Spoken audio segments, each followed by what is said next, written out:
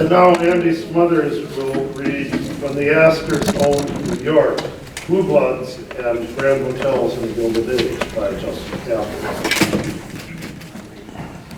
In this anecdotal history, Justin Kaplan, Pulitzer Prize-winning biographer of Mark Twain, vividly brings to life a glittering bygone age.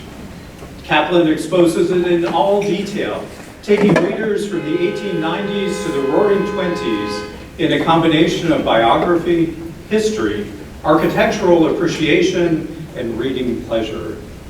The tightwad founder of the Astor dynasty was a butcher's son from the German backwater of Waldorf.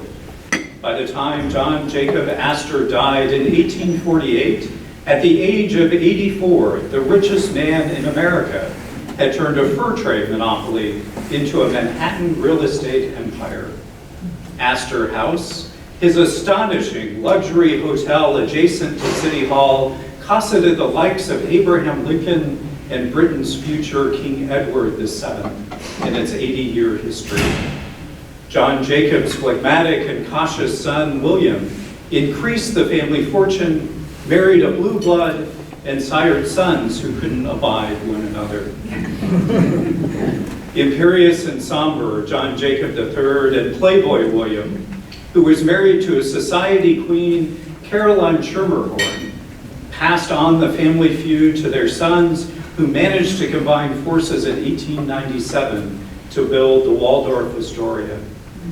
Prickly and snobbish William Waldorf Astor failed in New York State politics, became a novelist and an art collector, and died a British Viscount.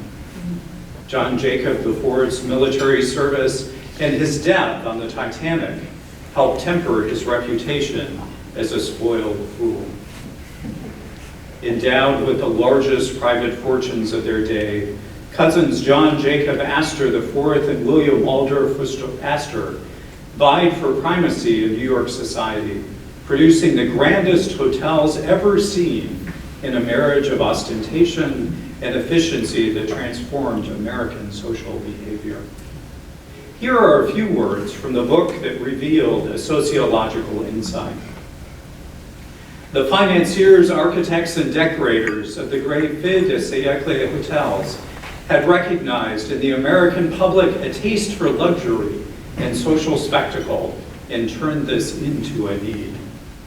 Far more than a convenience or commercial venture, the luxury hotel was a visionary attempt to create a world that was materially near perfect, down to the smallest details and workings, flattered the senses, anticipated and satisfied needs, and conferred status on anyone, guest or tourist, who entered its precincts. The private palaces of the robber barons of the Gilded Age had outgrown their limits and evolved into the Grand Hotel, an establishment bigger and grander and more impressive than any private place. Accessible and logical, organized from cellar scullery to roof garden on principles of comfort, and displayed marriage to efficiency, ingenuity, fanatical attention to detail, technical improvement, and publicity. Combining the functions of marketplace and town square, the hotel lobby only recently evolved from barroom, and parlor became one of the theaters of modern life. Interestingly, the Waldorf Astoria Hotel has recently been sold to a Chinese insurance company for nearly $2 billion.